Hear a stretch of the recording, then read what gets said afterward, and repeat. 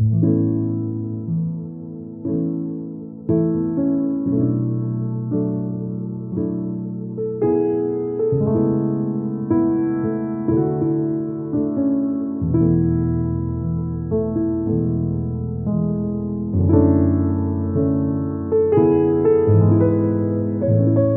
gustaría en esta noche retomar un poquito lo que el Señor nos viene hablando, seguir con la serie que hemos entendido que vamos a abordar, no sé por cuántos fines de semana, pero tiene que ver con la oración del Espíritu, entenderla, comprenderla.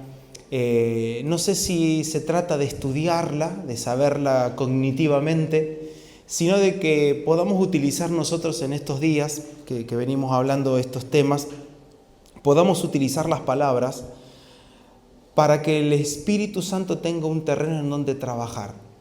Las palabras no son lo más importante, las palabras ayudan, las palabras procuran expresar y procuran dar a entender algunas ideas que son espirituales, pero nunca van a ser exactas, nunca van a existir ningún tipo de palabra, no hay frases, no hay predicación, no hay estudio bíblico, no existe nada que el hombre pueda hacer, aunque sea provisto de la gracia, pero no hay nada que nosotros los hombres podamos hacer que haga que recibamos un todo por medio de la predicación o por medio de un estudio bíblico, por medio de una frase. La gente cree que sabe sobre ciertos temas porque hizo un curso, porque escuchó a este pastor que es bueno hablando sobre este tema, lo cual también considero que hay gente que Dios ha levantado en estos últimos años y en años y siglos anteriores que han tenido muchísima claridad en el espíritu para hablar, para abordar, y que tienen la autoridad espiritual para abordar ciertos temas, porque tienen la medida de la experiencia de lo que están hablando, tienen la medida de la experiencia más grande que sus palabras. Entonces, por eso que cuando hablan se puede generar algo, pero aún así no es el todo. Si nosotros, gracias a Dios, no estamos cayendo en ese error, pero necesitamos mantenernos alertas y cuidarnos los unos a los otros.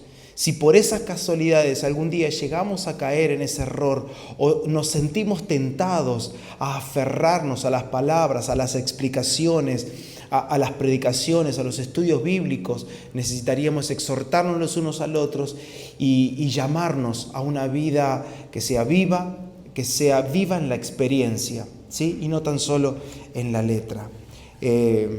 Por eso quiero retomar esta serie recordando la necesidad continua que tenemos y que ya hemos mencionado el sábado anterior, que necesitamos reconocer que muchas cosas en nosotros, muchas cosas que hay en nuestro corazón, muchas cosas que aún quedaron grabadas intelectualmente, necesitan ser borradas por el Señor, necesitan ser borradas, necesitan ser eliminadas, porque creo que si experimentamos el vacío que Dios produce en nosotros por el Espíritu, es entonces que podemos arribar a un verdadero entendimiento de lo que Dios quiere que entendamos, valga la redundancia. Hay cosas que Dios se propone hacernos entender, hay cosas que Dios se propone enseñarnos, hay cosas que el Espíritu de Dios quiere enseñarnos, como lo aprendimos el sábado anterior, ¿lo recuerdan? Dios se comprometió con nosotros, la iglesia, al entregarnos un consolador. El compromiso fue: voy a dejarte otro consolador para que no quedes huérfano, para que te guíe a toda verdad, para que Él sea el que te instruya, y como lo declara el apóstol Juan en su primera carta, diciendo: Él terminará siendo en ustedes una unción que no se basará en lo emocional, sino que esta unción les enseñará todas las cosas, ¿sí? Y esta unción va a enseñarles algo muy, muy marcado, muy distinguido, y es: permanezcan en Él.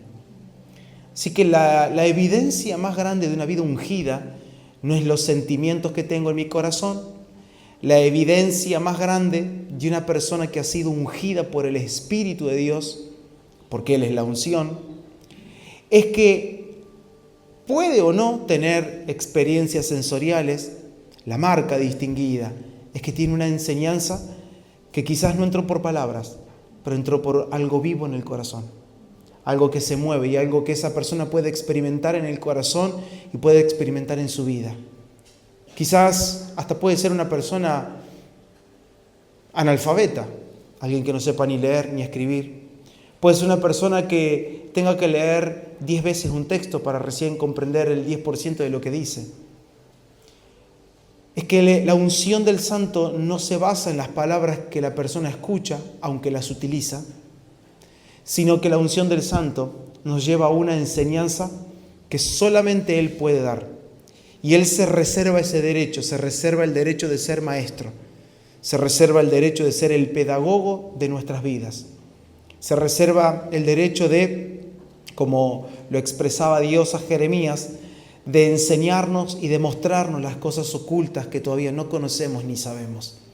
Volver al Espíritu de Dios no es volver a algo místico. Volver al Espíritu de Dios no es volver al fuego. Muchas veces, ¿no?, se lo atribuye como la noche de fuego al Espíritu Santo o a las sensaciones. Bueno, esto es lo que el Espíritu Santo es para nosotros. No, volver al Espíritu de Dios es volver al entendimiento del Espíritu, no al entendimiento intelectual. Es volver a la experiencia viva de Cristo en nosotros y que Él realmente sea el que transforme el alma, salve el alma a través de las palabras que implanta, ¿sí?, que logre implantar en nuestro corazón. Y como dijimos, quizás antes, y me pongo yo de ejemplo, pero quizás alguien puede encolumnarse detrás, no lo sé, pero quizás antes podíamos decir, yo sé lo que es orar, yo sé lo que es la oración. Y yo soy el primero que me pongo, ¿por qué? Porque yo creía ser un hombre de oración. Yo creía que sabía orar. E incluso podíamos decir a las personas, bueno, pero cualquiera puede orar. Pero nos damos cuenta que la oración le pertenece a Dios. Y que la oración es algo que viene de Dios, que se gesta en Dios y se forma dentro del hombre y regresa a Dios. Y ahora lo vamos a ver. Pero con nuestra mente natural, nosotros quizás podíamos decir que orar, y es lo más común que hemos escuchado, que orar es hablar con Dios. Es lo primero que decimos. Bueno, sí, orar es hablar con Dios. Es correcto, pero no podemos ponerle un punto final porque me queda súper incompleto. Entonces yo no estoy negando de que no es hablar con Dios. Yo lo que estoy diciendo es que si nos quedamos con frases o conceptos y solamente me encasillo en lo que yo sabía que era la oración, comenzamos a quedarnos incompletos en muchas cosas, lo cual me lleva a no buscar la experiencia de la oración como una vida. Así un montón de cosas con la oración. Podemos decir que alguien que estaba contento, entonces si estoy contento, ¿qué tengo que hacer? Cantar alabanza. Entonces creíamos que cantar era alabar a Dios. O si alguno creía que, no, porque ahora es tiempo de adorar a Dios, y creíamos que adorar a Dios tenía que ver con cerrar los ojos, levantar la mano, escuchar un pianito suave de fondo y que sea una canción más tranquila o más lenta. Entonces nosotros hemos colocado dentro de ciertos cubos, colocamos en un cubo la oración, en un cubo lo que es alabanza, en otro cubo lo que es la adoración. Entonces comenzamos a tener nuestros propios conceptos, y lo que Dios hace en este tiempo para llevarnos a una experiencia es romper esos cubos y decir, no, esto no es orar, esto no es alabar, esto no es adorar. Y creo que por el Espíritu nosotros como comunidad estamos siendo llevados paso a paso a comprender la esencia de la vida del Espíritu, cómo opera el Señor en nosotros, qué es para Dios la adoración, qué es la alabanza, que ya lo hemos visto en nuestros meses pasados. Y vamos a ocuparnos en descubrir juntos, no en entenderlo por completo, pero en descubrir juntos qué es orar en el Espíritu. Entonces, necesitamos entender, y terminé el último sábado con estas palabras, que la oración, como cualquier otra cosa que hagamos en el Espíritu, es donde Cristo es el fundamento y la fuente.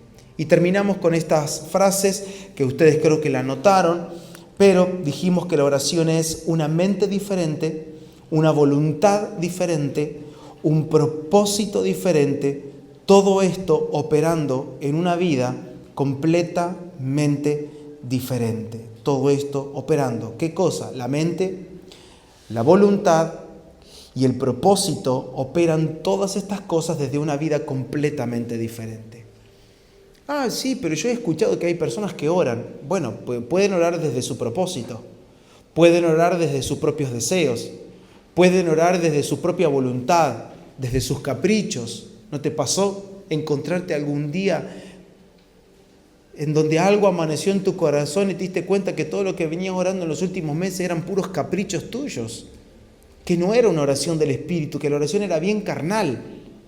Entonces, ¿ustedes creen que Dios puede, en primer lugar, oír? En segundo lugar, ¿creen que Dios puede responder una oración que no nazca de su corazón, que no nazca de su propósito, que no nazca de su voluntad y que no colabore con lo que Dios quiere hacer con nosotros, en nosotros y a través de nosotros? Claro que no. Entonces, quiero aprovechar estos minutos que vamos a tener hoy para poder hablar sobre lo que es la oración en su nombre. De hecho, el título que le he puesto a este mensaje es Orar en su nombre. Más que una petición, vamos a descubrir que es una participación. Siempre hemos atribuido que orar en el nombre de Jesús era más relacionado a la hora de pedir, era más como una marca registrada, como una firma que va al pie, como diciendo, ahora sí que tiene autoridad la oración. Y me doy cuenta que orar en su nombre no solo tiene que ver con una petición, sino que en primer lugar es una participación. Así que quiero que esto lo ancles en el corazón, si tenés ahí, te gusta anotar en tu cuaderno, para entenderlo en estos días y lo que va a venir por delante, para nosotros va a ser importante porque la oración es una participación, ¿sí? Es mucho más profundo y casi por momentos nada tiene que ver con una petición, aunque lo incluye, pero es una participación. Y vamos a leer entonces juntos Juan, el Evangelio de Juan, en capítulo 14, quiero ir al versículo 13, Juan capítulo 14,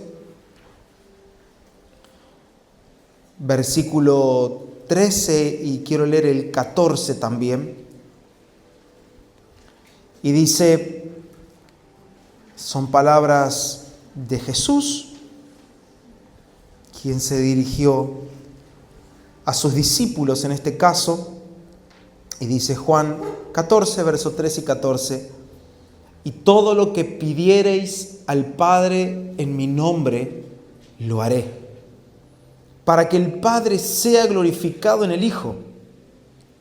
Si algo pidiereis en mi nombre, yo lo haré. Y todo, ¿qué cosa? Todo. Aquí nos encontramos con un absoluto.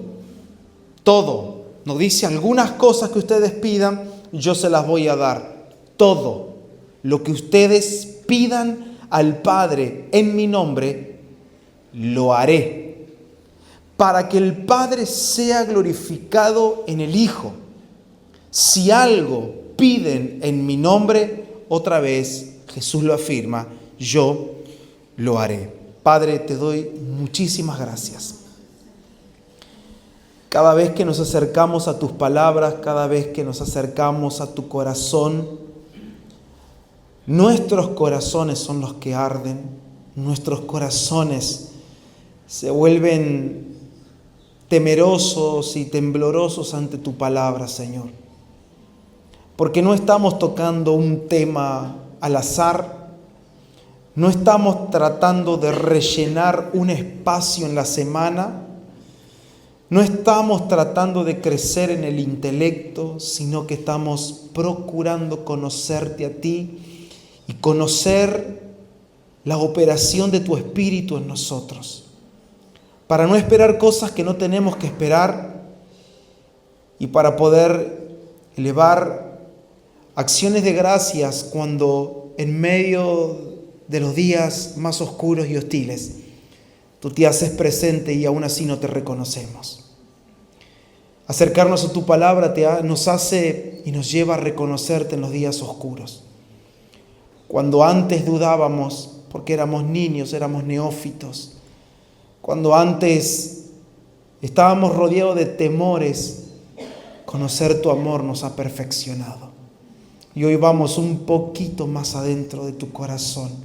Y yo te pido, Espíritu Santo, que a través de las palabras que podamos tener en esta noche, las palabras que podamos utilizar, las expresiones, las maneras, las formas en que vamos a transmitir este mensaje sea tuya, Señor.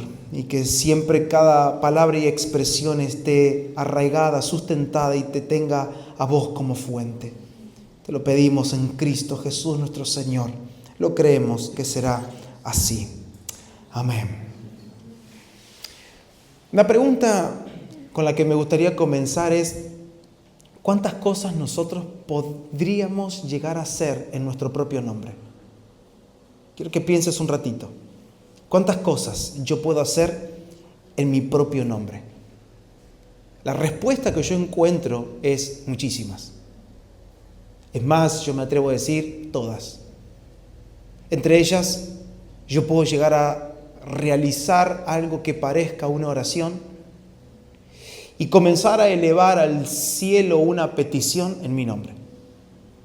Yo puedo pararme delante del Señor, arrodillarme, sentarme cuando me levanto a la mañana o antes de acostarme y gestar algo en mi nombre, orar en este caso, que es el punto que nos convoca. Pero déjenme abrir un poquito el abanico para entender el concepto de lo que el Señor nos quiere enseñar en esta noche. Como este versículo, hay muchos otros versículos que podemos colocar de ejemplo en que no solo seríamos nosotros capaces como seres humanos de pedir en nuestro propio nombre. Porque si Él dice todo lo que piden en mi nombre es porque existe la posibilidad de que yo pueda pedir en mi nombre y no en su nombre. Y así nos vamos a encontrar con un montón de ejemplos. Por ejemplo, según Marcos capítulo 9, verso 41, yo puedo dar un vaso de agua en mi nombre. ¿Recuerdan cuando Jesús dijo: cualquiera que dé a uno de mis pequeños un vaso de agua en mi nombre? Es decir, yo puedo no solo orar en mi nombre, yo puedo darte un vaso de agua en mi nombre. Según Marcos 9:37, yo puedo recibir a un niño en mi nombre. Según Mateo 18:20, yo también puedo congregar en mi nombre. Y la lista no pararía. Solo me quiero abrir un poquito el abanico para entender la cantidad de cosas que nosotros podemos llegar a hacer en nuestro propio nombre. Qué terrible sería encontrarnos sorprendidos en nuestro vivir cristiano, en donde hemos llevado adelante un cristianismo en nuestro nombre, en donde las actividades que hice, las hice en mi nombre, en donde todas las oraciones que hice, también las hice en mi nombre, las canciones que canté, las canté en mi nombre, cuando asistí a la congregación de los hermanos, lo hice en mi nombre. Por eso se escuchan testimonios como: me costó pero llegué, hermano. Vino en su nombre. Hacemos muchas cosas en nuestro propio nombre. Y la intención no es ni acosarte, ni condenarte, ni que nos vayamos todos lastimados en esta noche, confundidos, sino la invitación del Espíritu de Dios en esta noche para con nosotros es: pensemos, hagamos un alto en el camino y miremos hacia adentro, no sea cosa que encontremos que todo lo que estamos haciendo nace de un nombre propio y no del nombre del Señor. Y nos hemos propuesto en esta noche que juntos podamos entender esto, la diferencia entre hacer algo en mi nombre y en el nombre del Señor. Porque si logramos juntos descubrir esta pequeña cosita que no es pequeña, creo que se nos puede llegar a abrir un gran abanico, o quizás podemos llegar a encontrar, a veces son pequeños brotes.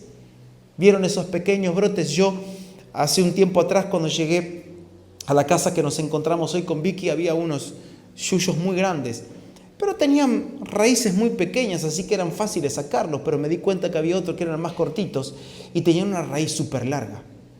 A veces las cosas que son ínfimas o insignificantes en nuestras vidas traen una raíz bastante gorda, que por más que la estemos cortando todo el tiempo, no, pues yo ya le entregué esto al Señor, sí, pero Dios quiere ir a la raíz de las cosas y no ser superficiales con nosotros. Entonces, ¿cuántas cosas podemos hacer en nuestro propio nombre? Todas las que querramos. Y nos damos cuenta que no es un asunto solo de la oración. Por eso debemos examinar nuestras vidas para ver si aquellas cosas que hoy supuestamente nosotros estamos realizando para Dios, las estamos haciendo en nuestro nombre o en su nombre. Pero vamos al punto que a nosotros nos convoca. Para que nosotros podamos orar en su nombre y realizar todas las cosas que querramos en su nombre, primero deberíamos entender lo que significa perder nuestro nombre. Porque su nombre, el nombre de Cristo en nosotros, tiene lugar cuando nuestro nombre fue borrado y eliminado. Vamos a entender esto. Y esto nos conecta directamente con la cruz. Como allí nuestro viejo hombre, nuestra vieja naturaleza, todo lo que somos, lo que queremos ser, lo que anhelábamos ser, muere. Todos esos deseos de querer ser algo, querer ser alguien en la vida, desaparecen cuando realmente experimentamos la cruz de Cristo, no como una doctrina aquí, sino como una vida aquí. Y cuando la cruz de Cristo deja de ser una doctrina aquí en el intelecto y pasa a ser una vida aquí, en la que todos los días yo siento que hay algo que está muriendo en mí, muero a la vanidad, muero al orgullo, muero a la soberbia, morimos a la lujuria, morimos a las pasiones desordenadas, morimos a los pleitos, a la ira, a las disensiones, a las sospechas, etcétera, etcétera. Es una vida que vivimos aquí. Es entonces que cuando la cruz se vuelve vida aquí, es que yo comienzo a ordenarme y todo mi mundo comienza a moverse y a ser sacudido. Y como dije en el principio, esos cubos en donde yo tenía mis propias definiciones, casi idolatrados esos cubos, no me los toque. Porque para mí Dios es esto, toda la vida fue esto, Dios. Para mí la oración toda la vida fue esto. Para mí la adoración toda la vida fue esta, pastor. No me la toque, por favor. No, para mí la iglesia es esto, no me la toque. Para mí el culto tenía que ver con esto, pastor. ¿Cómo ahora? ¿Que el culto no es más ni cantar? No. Pero hace miles de años te lo escribieron. Solo que a nuestros ojos les gusta pasar por alto y nos gusta apropiarnos de frases, conectando una con otra y armamos nuestro propio evangelio, nuestra propia interpretación, nuestra propia teología, nuestra propia doctrina, que nada tiene que ver con las Escrituras. Y nos acercamos a una vida muy buena de aquí para allí, pero pésima de aquí para adentro. La cara luce preciosa, nuestras acciones parecen cristianas, cantamos tan bien, levantamos las manos, lloramos en la reunión. ¡Wow! ¡Qué cristianismo bueno! ¡Qué culto poderoso que tiene la iglesia en Bragado! ¿Y aquí? Y cuando estamos en el trabajo, cuando estamos en casa, cuando llevamos adelante el rol de ser padres, ¿somos padres que están siendo todos los días crucificados realmente? ¿O somos padres que somos buenos dentro de un auditorio con sillas bonitas y una linda canción, pero que carecemos de la vida transformadora cuando estamos en casa con nuestros hijos, o estamos en el trabajo, o en la fábrica, o en nuestros negocios, o en el colegio? En donde sea que estemos. La cruz elimina nuestro nombre, pero nos da la esperanza de que nos resucita en su nombre. Y eso es bautismo y es algo que tenemos pendiente en el Espíritu, pero primero vamos a tratar de entender algunas cosas que al menos consideramos en el Señor que son primarias, que son preliminares, son fundamentales que nosotros la entendamos como iglesia. Acompáñenme a leer dos textos. Hechos capítulo 4, versículo 12, y vamos a leer también Filipenses capítulo 2, verso 9. Esos dos textos, si lo buscan, lo tienen ahí, el que tiene la Biblia de papel, marque con un señalador para tenerlo cerquita. Hechos 4.12, Filipenses 2.9. Hechos 4.12, tengo la versión RB60.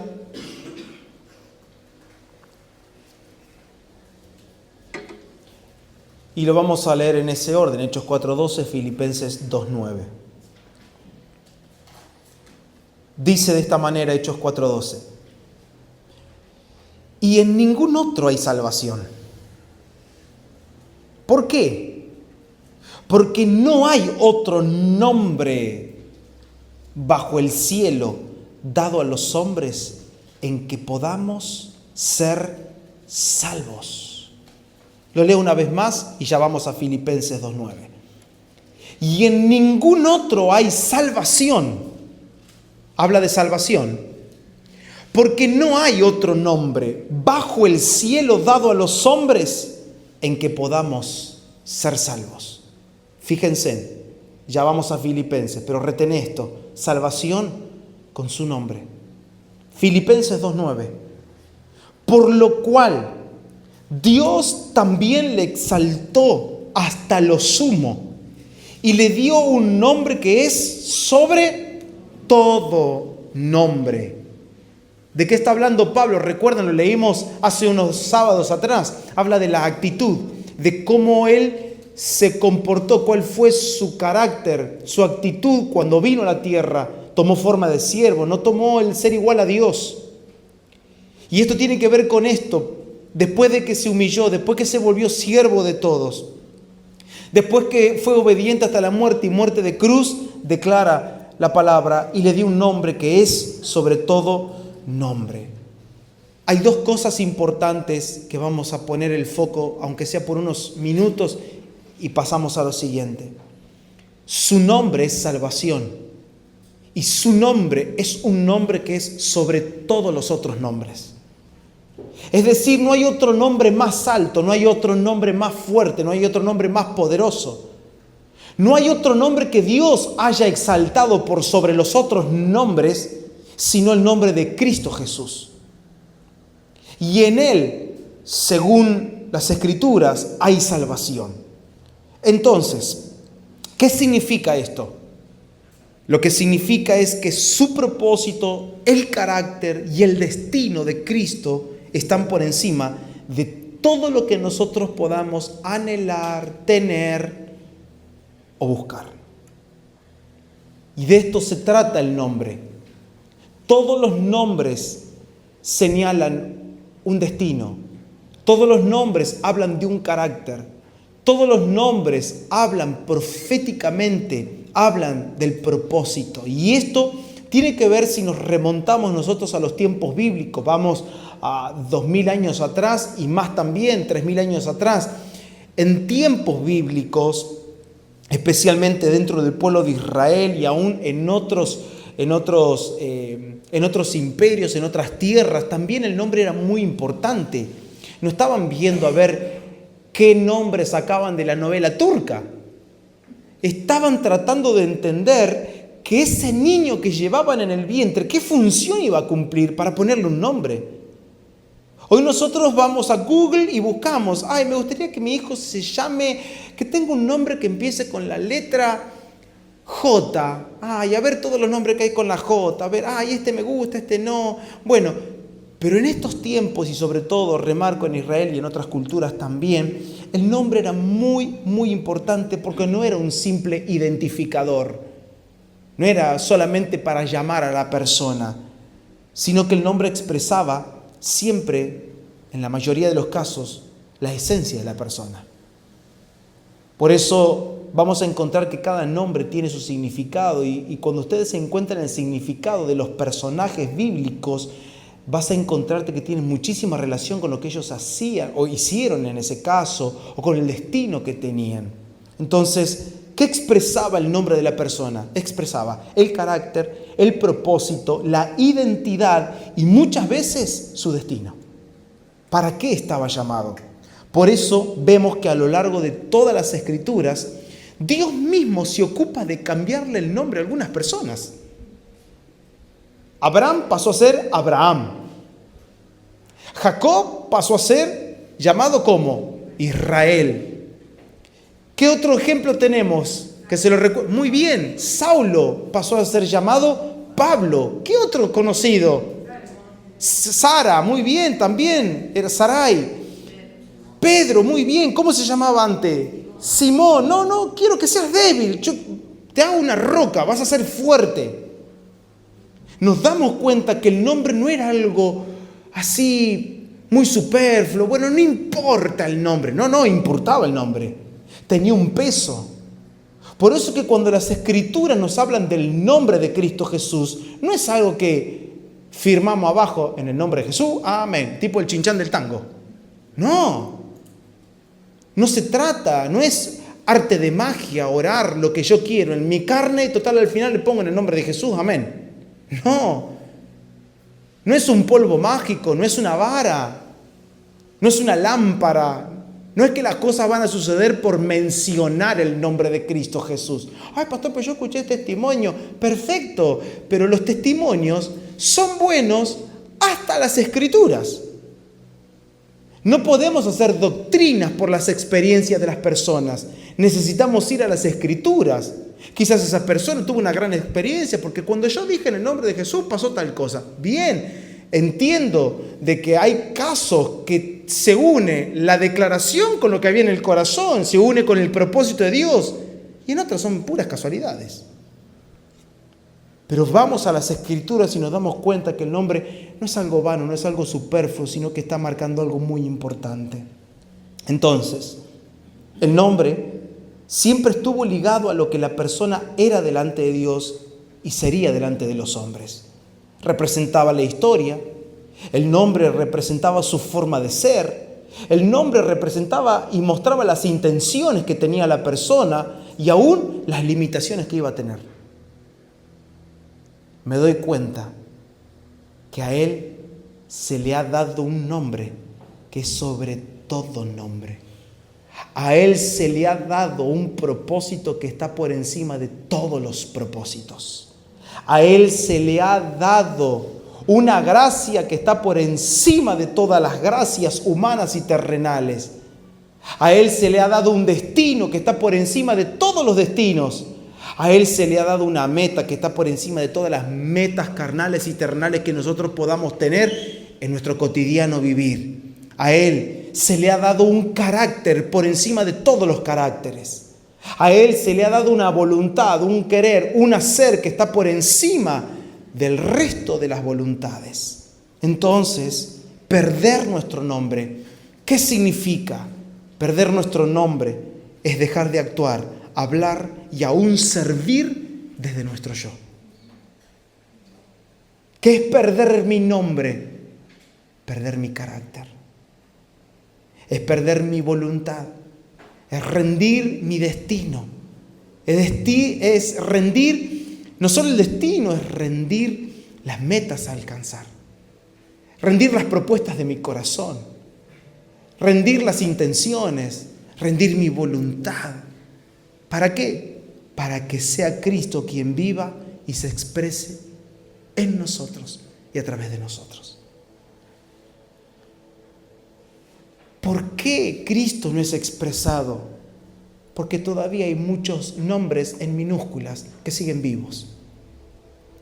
Porque todavía luchamos y tratamos de sobrevivir a nuestros nombres. Peleamos por nuestros destinos. Peleamos por nuestros caprichos. Peleamos por nuestra voluntad. Peleamos y luchamos. Y luchamos hasta el cansancio, hasta tener una mente tan entenebrecida que llega a pensar, esa mente oscura, llega a pensar, ¿y dónde está Dios? Pero es que Dios está siempre en el mismo lugar. Pero Dios no apoya tu nombre. Todo lo que hagan, todo lo que pidan en mi nombre, yo lo haré. El problema no está siempre en lo que pedimos, sino en qué nombre tenemos. ¿Qué carácter se está formando en nosotros? ¿Qué voluntad está siendo construida y atornillada acá adentro? ¿Qué persigo? Siempre lo digo y no me canso de decirlo. Y de hecho, cuando veníamos en el camino con Vicky de regreso, hablábamos un poquito sobre esto, porque a veces perdemos los estribos tan rápidos en la vida, que queremos vivir como a nuestra carne le gusta vivir, que nos quedamos inconscientes espiritualmente. Perdemos la conciencia del espíritu. Porque nos llevan, la cultura te arrastra, la familia te arrastra. Y no estoy diciendo ahora que usted tiene que cortar lazos familiares, que usted no tiene que ser un bicho raro, que no salga de la casa, ahora que no hable con nadie. No estoy diciendo eso. Vuélvete consciente en el espíritu. Vuelve a la vida del espíritu y que sea el espíritu el que te conduzca. No hagas cosas porque siempre las hiciste así. Y te voy a hacer una invitación. No es una obligación. Es una sugerencia, si quieres la tomas y si no la dejas, no pasa nada. Empieza a replantearte en tu vida todo lo que haces, aún las cosas más tontas. ¿Pero por qué hago esto yo? Porque siempre lo hice así. Señor, ¿querés esto? ¿Sirve, suma esto para que tu gloria sea alcanzada a través de mi vida? ¿Será que yo manteniéndome en hacer esto que es buenísimo, que es, no sé, que no hay malicia en esto? ¿Crees que si yo sigo con esto tu nombre puede ser expresado y glorificado? Son cosas muy ínfimas. ¿Pero qué tiene de malo pasarla bien una noche en familia? No tiene nada de malo. Pero a veces el testigo que vive dentro de nosotros te reprende y te dice, anda a dormir. Apaga el teléfono. Pero nosotros queremos toda la super gloria de Dios cuando oramos, pero no somos capaces de responder al clamor del Espíritu en nuestros corazones que nos está diciendo, por ejemplo, vete a dormir. Apaga el teléfono. No más esto. Son pequeñas reprensiones del Espíritu en nuestro corazón que tiene como intención que Cristo sea expresado mañana. No es ser místico, no es ser una persona religiosa, es ser espiritual. Y el espiritual es aquel que no es carnal. ¿Y qué significa no ser carnal? Es ser guiados por el Espíritu de Dios. ¿Y saben qué? Ellos son los hijos de Dios. No, todos son hijos de Dios. Para Juan no. Porque todos los que son guiados por el Espíritu de Dios, estos son hijos de Dios. ¿Cómo sé si nací de nuevo? Porque la respuesta está en quién te guía. Dime quién te guía en tu domingo y te diré si has nacido de nuevo. Y parece ofensivo hoy en día decir a una persona que no nació de nuevo. Parece ofensivo, parece que atacamos. Parece ser radical decir a una persona, no, pero creo que vos nunca naciste de nuevo. ¿Cómo me vas a decir eso? Yo tengo 20 años de cristiano. Bueno, 20 años de hacer cosas que hacen los cristianos, pero de ahí a que seas cristiano, no vamos a volver a los ejemplos que hemos puesto muchos sábados atrás, como el de Ananías y Zafira. Ellos hacían cosas que hacían los cristianos, pero del lugar de reunión lo sacaron muerto. Contristaron al Espíritu Santo, ofendieron, le mintieron al Espíritu de Dios. Y como que esas cosas no hay que hablarlas, pastor. No, pastor, un mensaje más de esperanza. ¿Querés más esperanza que esta? Pasa que nuestra carne busca la esperanza natural, la esperanza carnal, no la del Espíritu. Entonces queremos cosas, mensajes que nos pongan allá arriba, pero este es el mensaje que lo pone a Él arriba, nosotros no. Tu ánimo no será levantado. Nuestros ánimos muchas veces serán llevados al polvo hasta el arrepentimiento, hasta darnos cuenta que le hemos robado la vida a Dios, que le hemos usurpado este cuerpo para hacer lo que nosotros queríamos. Cosas ínfimas, por eso lo coloco entre comillas, porque cuando caminamos con el Señor nos damos cuenta de que no existen las cosas ínfimas en el Espíritu. No existe algo insignificante. Lo aprendimos en estos sábados al leer cantares. Cuidado, esas zorras pequeñas, son insignificantes, son chiquititas, no pasa nada. Ay, es tan bebita, mira qué bonita.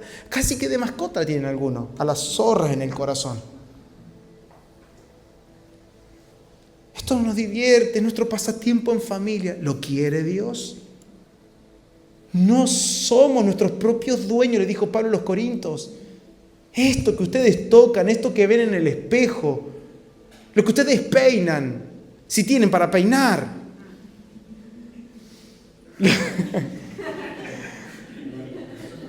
Me metí en terreno sinuoso, ¿no? ¿Hago marcha atrás o sigo? Lo que ustedes maquillan, lo que acomodás. Todo eso, Dios te está diciendo, es mío. Y lo vas a cuidar con temor y con temblor. Por eso somos diligentes. No es la moda de cuidar el cuerpo. Es un mandato divino. Es un mandato divino. Porque no hacemos lo que queremos. Porque hemos perdido nuestro nombre. Y hemos ganado al Señor.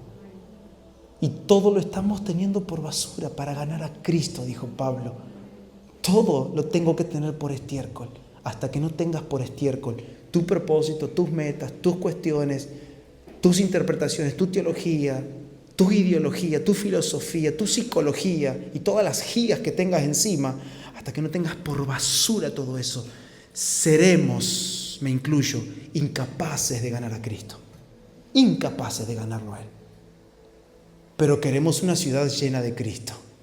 ¿A dónde vamos a ir así? Y no es una crítica, ¿me entienden? Mi espíritu, pueden leerlo en esta noche. No es una crítica, es la esperanza. No suena esperanza para el oído carnal, pero para el espíritu suena muy esperanzador esto. Suena muy esperanzador porque es el Señor el que en nosotros está produciendo esta salvación.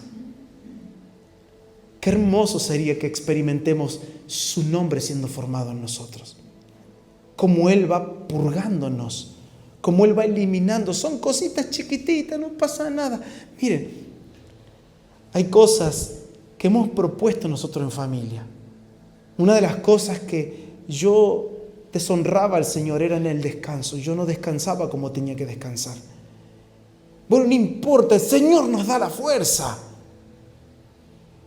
Y utilizamos al Señor y nos burlamos de Él cuando Él nos dio una vida para administrar.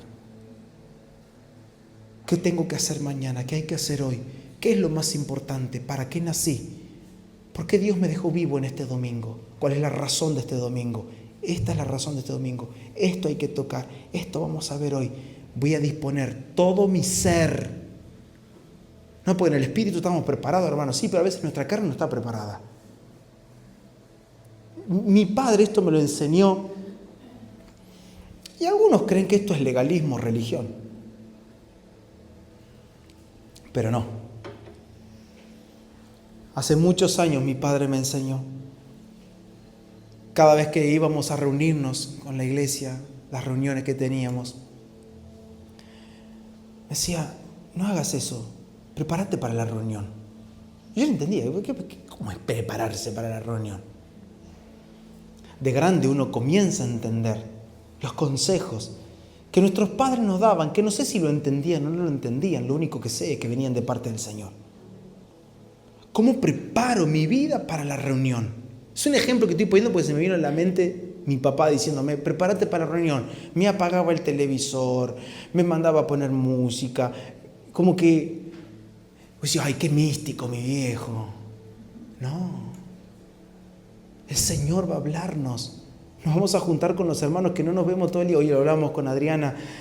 Qué lindo es pasar más tiempo juntos, decíamos. ¿Y quién no tiene las ganas de pasar más tiempo juntos? Al menos que alguno esté enojado acá adentro, pero tenemos ganas de pasar tiempo juntos. Por eso pensamos en lo que hablamos al principio, de poder tener un encuentro, de pasar algunos días todos juntos en un mismo lugar. Pero nos preparamos. ¿Y qué preparamos? Nuestro cuerpo. Lo hago descansar, hago que haga esto, lo cuido en la semana para estas cosas. ¿Por qué? Porque cada día al levantarme yo puedo saber que no vivo en mi nombre, yo vivo en el suyo. Y tengo que estar a la altura de su nombre. Tengo que estar hay una palabra que no me sale, ya se me va a venir, pero tengo que estar a la altura de su nombre. Hay un lugar, una medida a alcanzar para cada día. Y si estamos en esa medida, seremos vasos útiles para el Señor.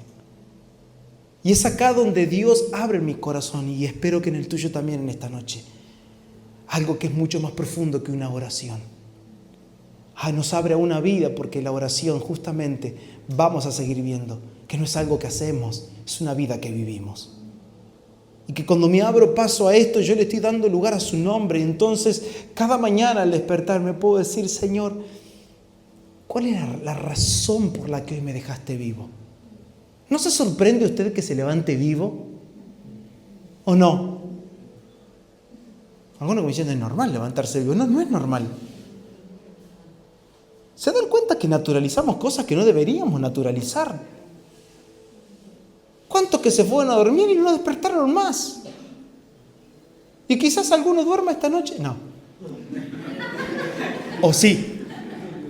No sabemos. Pero nosotros naturalizamos que tenemos larga vida. Y brindamos por la larga vida. En realidad no brindan por la larga vida, brindan para tomar lo que está dentro de la copa. Pero nosotros creemos que tenemos la vida comprada. No, ya está, no, porque mañana nos vamos a levantar y hacemos esto y la semana que viene, y pegamos unos proyectazos terribles. Y es tan simple como, Señor, vivo para tu nombre. Vivo para tu destino, vivo para tu propósito. Vivo para que tu carácter sea formado y forjado acá adentro. ¿Cuánto de su carácter está siendo formado en ti? Porque podemos taparnos de oración, hacer cadenas de ayuno y oración, pero nuestro nombre está muy vivo acá adentro. Sigo adelante con mis cosas y aparto un tiempo para la oración. Seguimos adelante con nuestros propósitos, pero sigue todavía mi carácter.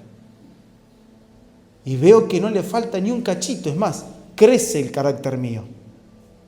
Hay algo que Dios no cambiará en ti, lo moldeará, que es el temperamento, pero el carácter Dios lo transforma por completo. Porque eso es cambiar el nombre. Es tener una experiencia en donde todo lo que está dentro cambia. Por eso, cuando hablamos de perder nuestro nombre, no se trata de desaparecer como individuos, sino de rendir todo aquello que define nuestra identidad natural. No es desaparecer, no es ahora ser un zombie acá. No. Es rendir aquello que hoy nos define a nosotros de manera natural. Es rendir nuestros propósitos, rendir nuestras ambiciones, rendir el carácter, rendir la voluntad.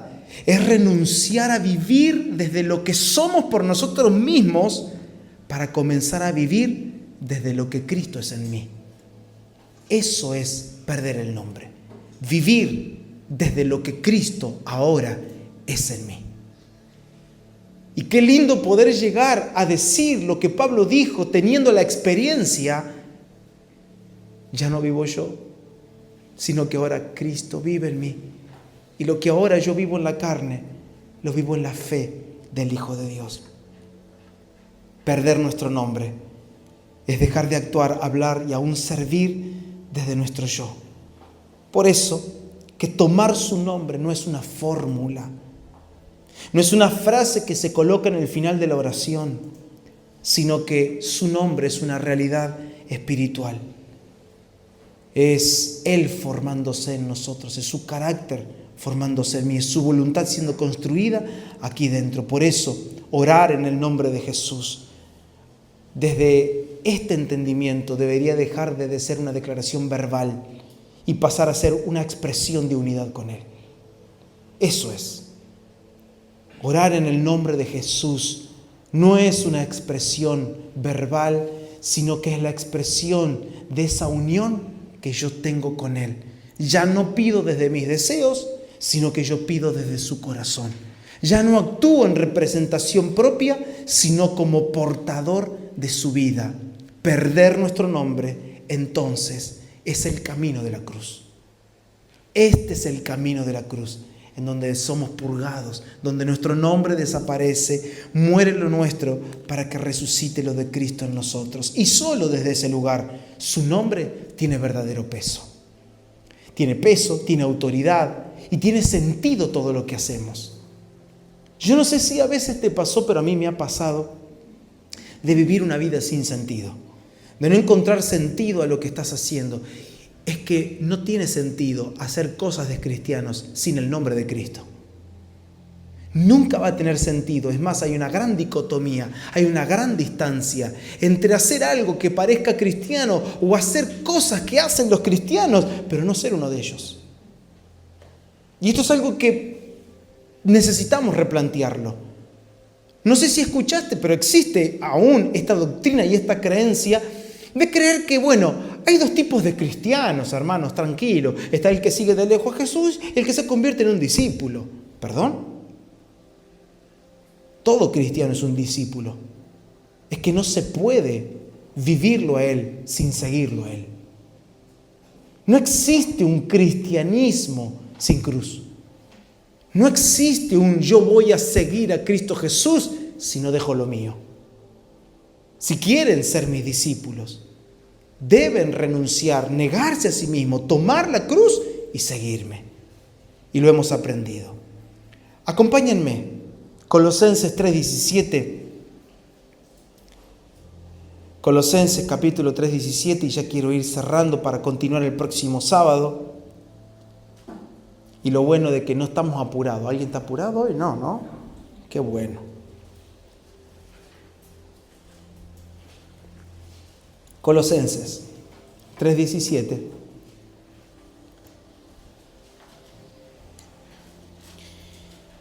Dice, y después vamos a leer Efesios 6:18, pero quiero que se queden con Colosenses. Dice, y todo lo que hacéis, sea de palabra o de hecho, hacedlo todo en el nombre del Señor Jesús. Hasta ahí quiero leerlo. Miren, todo lo que ustedes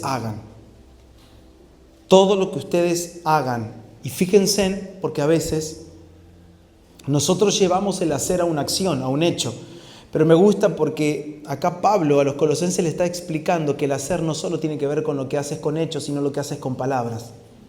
Porque las palabras hacen cosas también en la vida de las personas. Así que todo lo que ustedes hagan, sea de palabra o sea de hecho, háganlo en el nombre de Jesús. Hermanos, mientras nuestro nombre siga vivo, su nombre será solo una palabra. Mientras nuestro nombre siga vivo acá adentro, nuestras voluntades, nuestros propósitos sigan despiertos, sigan sedientos y nosotros le demos de comer, le demos de beber a los sueños, al destino, al propósito, al orgullo que está acá adentro. Si yo lo alimento, el nombre de Cristo Jesús queda solo en una expresión verbal, queda solo en una declaración y nada más que eso.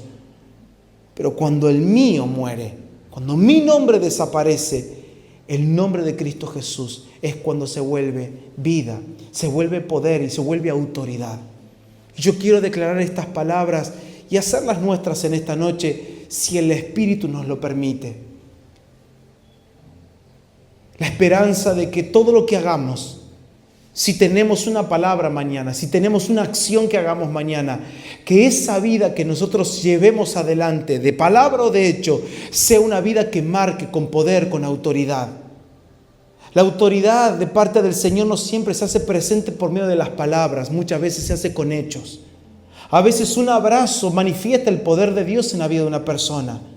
A veces un mensaje de texto lleno de palabras hermosas que provienen del Señor pueden marcar la diferencia.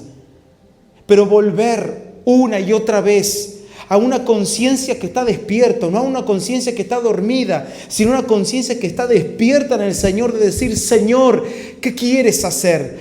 ¿Cómo quieres hacerlo hoy? Lo que tú quieras hacer, Señor, estoy atento a tu voz, estoy atento a tu corazón. Haceme una persona consciente, haceme una persona en donde pese tu propósito en mi corazón. Que cuando despierte por la mañana yo pueda estar firme, parado, anclado. ¿En qué? En esa vida que me lleva a entender cuál es la razón de mi vivir. Y quiero cerrar este mensaje y quiero que cada uno de nosotros nos vayamos a casa pensando en esto. ¿Cuál es nuestra razón de vivir? ¿Por qué hago lo que hago? Pregúntate esto, por favor, vamos a preguntarnos, me incluyo, vamos a preguntarnos, ¿por qué hago esto? ¿Por qué trabajo? Y alguno va a decir, ¿y por qué voy a trabajar? Porque si no trabajo no como. Error. Creí que a ti te sostiene el Señor. El trabajo no tiene como fin sostener tu casa, aunque lo incluye, por supuesto, porque esto no trato de alimentar a vagos hoy. Incluye, por supuesto que si Dios utiliza nuestros esfuerzos, nuestro despertar, nuestro madrugar, ¿quién no quisiera mañana lunes dormir un poquito más y decir, oh, ya está, qué lindo, ya está la platita en el banco? No, hay que salir a trabajar. Necesitamos, los que somos padres, proveer para los nuestros. Pero no es la razón por la que salimos. La razón por la que salimos a trabajar es porque hay una medida de Cristo en mí que quiere darse a conocer en el lugar que Él quiso que yo esté. Hay una medida de Cristo que se quiere dar a conocer en el colegio, con amigos, en donde sea que yo me haga presente. Y es así que viviendo en una clara conciencia de lo que Dios está haciendo y cómo Dios nos conecta, el trabajo que Dios nos da, la provisión a través del canal que Dios quiere, todo eso detrás, corre el telón, porque detrás hay un propósito mayor, hay un nombre que se quiere revelar. Entonces ya no voy a trabajar en el nombre de Julián, porque si voy en mi nombre a trabajar, voy solo por la plata. No me importa el testimonio, no me importa ni la vida del Espíritu, hago lo que quiero, total acá el pastor no me ve, el Señor no nos ve. No pasa nada, que ahí el trabajo, ¿qué le vamos a hacer? Lo que pasa es que acá si no sos así te pasan por arriba. Qué triste es trabajar en tu propio nombre. Todo lo que hagan, háganlo en el nombre de Cristo Jesús. Todo. Tengan palabras, tengan hechos, todo lo que hagan, que sea en su nombre. Que sea en su carácter, que sea con el peso de su propósito, con el peso de la razón de la existencia que tenemos. Entonces, yo te pregunto, ¿será que la queja tendrá lugar cuando todo lo que hacemos lo hacemos en su nombre? ¿Será que la queja, el mal humor... Miren que hay gente que es malhumorada a la mañana. No vinieron hoy. La queja, el mal humor, la ira, la desesperación de los lunes por la mañana, la incertidumbre que a veces viene. ¿Cómo será? No entró trabajo. Están echando a varios. Seré yo el próximo. Todo eso tiene lugar cuando voy en mi nombre. Pero cuando su nombre nos absorbió. ¡Qué paz! ¡Qué amor sentimos aquí dentro que echa fuera todo temor! Porque mi seguridad no está en lo que yo hago en mi nombre, sino que la seguridad está en que en su nombre todo ya fue provisto.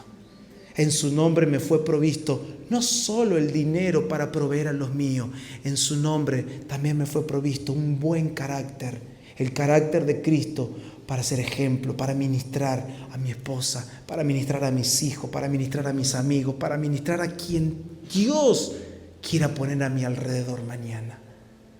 Yo quiero que cierres tus ojos y que por un minuto te tomes el tiempo de pensar. Tómate un minuto, por favor, ahí donde estás. Un minuto. Vamos a orar en esta hora. Pero te pido que te tomes un minuto ahí donde estás y que le digas al Señor: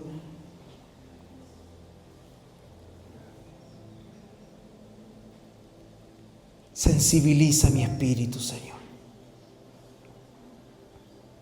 Sensibiliza nuestros espíritus. Sensibiliza nuestros sentidos del espíritu. Para oírte, para verte, para sentir, para percibir. Despierta nuestras conciencias, alúmbralas con la luz que solo tu palabra puede proveer. Y sé que en esta noche nos has provisto luz abundante. Esa luz que no se apaga al finalizar una reunión, sino esa luz que crece, se expande en el interior de cada uno de mis hermanos para volvernos testigos fieles y verdaderos en esta tierra. Personas que no solo testifiquen cosas verdaderas, sino que testifiquen lo que han visto en el Señor. Porque un testigo fiel no es el que dice verdades, el que habla cosas correctas, sino que el testigo fiel es aquel que ha limitado sus palabras a lo que ha visto en el Señor. Padre, gracias. Gracias por tu palabra y por el don que nos has regalado en esta noche. No buscamos ámbitos grandilocuentes, sino que buscamos, en medio de las palabras que hemos mencionado, las cuales creemos que fueron sopladas por tu Espíritu, buscamos tu rostro, buscamos tu propósito, buscamos el entendimiento y la sabiduría del Espíritu, la inteligencia espiritual que viene solo por ser provista por ti. Padre, oramos siendo uno en esta noche para que tu nombre sea formado en nosotros. Y que cada día, cuando nuestro nombre sea descubierto, cuando nuestro nombre sea desnudado y nos demos cuenta que hemos obrado nuestro nombre, allí podamos, con tu luz, en tu luz y en tu palabra, pulverizar, rendir, entregar todo aquello que aún en nosotros todavía es nuestro. Te devolvemos nuestros cuerpos, te devolvemos nuestras vidas. Te las hemos usurpado, te hemos robado el tiempo, te hemos robado el cuerpo, te hemos robado los sentimientos, porque hemos dejado que se permeen cosas que nunca deberíamos haber permitido. Nos volvemos a ti, Señor, con un corazón manso y humilde, para que esta palabra produzca el fruto que tiene que producir, sabiendo que todo lo que sale de tu boca nunca vuelve a ti vacío. En Cristo Jesús. Amén. Amén.